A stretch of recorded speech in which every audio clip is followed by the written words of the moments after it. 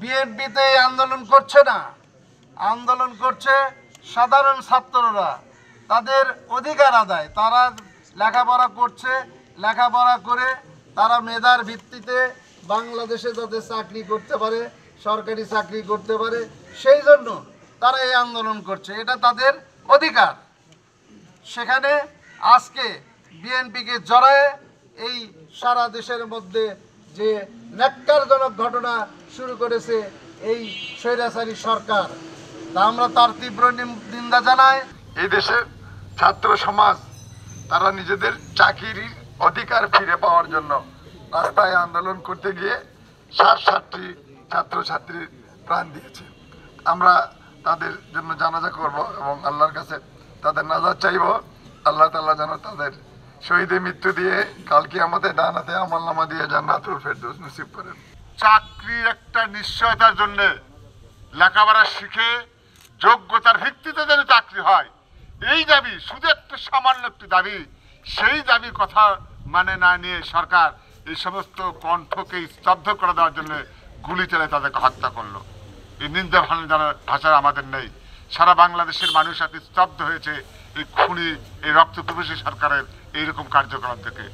সেই সমস্ত যারা আন্দোলন করতে শহীদ হয়েছে তাদের গায়ে বা জানাজা এবং তাদের আত্মার প্রতি শান্তি পেয়ে আল্লাহ পাকের দরবার করবে, দোয়া করি তারা যেন জান্নাতুল ফেরদৌস বাসী হয়। এবং পাশাপাশি আপনারা জানেন যে আমাদের জেলা বিএনপি কার্যালয়ে রাতের অন্ধকারে চোরের মতো গুন্ডাদের বিরুদ্ধে এই সরকারের পিটো বাহিনী আগুন লাগাতে পুড়ে দিয়েছে। বগুড়ার বাসীর অন্তরে আঘাত করেছে আগুন লাগাতে এরা। আমরা চাই এই পরিণতি, এই শেষ পরিণতি আমরা না দেখা পর্যন্ত বিএনপি নেতারা কেউ ঘরে ফিরবে না ইনশাল্লাহ। যে আমাদের নিরীহ ছাত্র ছাত্রী আজকে এই সরকারের পেটো বাহিনীর হাতে, গুন্ডা বাহিনীর হাতে, পুলিশের হাতে শহীদ হয়েছেন, আজকে তারই জন্য গাইবে জানাজা।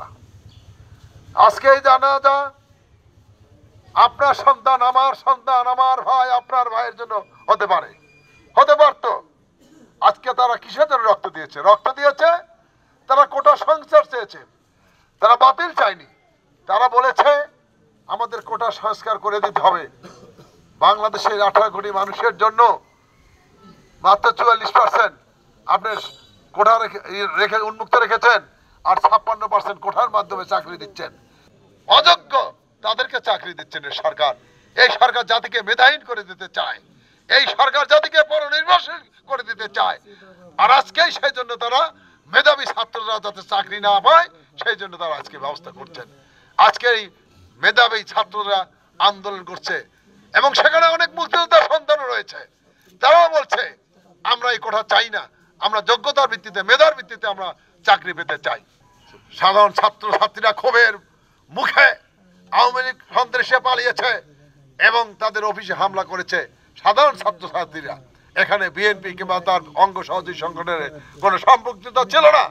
সেখানে তারা মাগরিবের নামাজের সময়, মানুষ যখন নামাজ আদায় করে তখন এই মাগরিবের নামাজের সময় পুলিশের ছত্রছায় আওয়ামী লীগ, যুবলীগ, ছাত্রলীগ কাপুরুষের মতো বিএনপি অফিসের তালা ভেঙে তারা বিএনপি অফিসে হামলা করেছে, ভাঙচুর করেছে, অগ্নিসংযোগ করেছে, শহর বিএনপি অফিসে হামলা করেছে, লুটপাট করেছে, অগ্নিসংযোগ করেছে।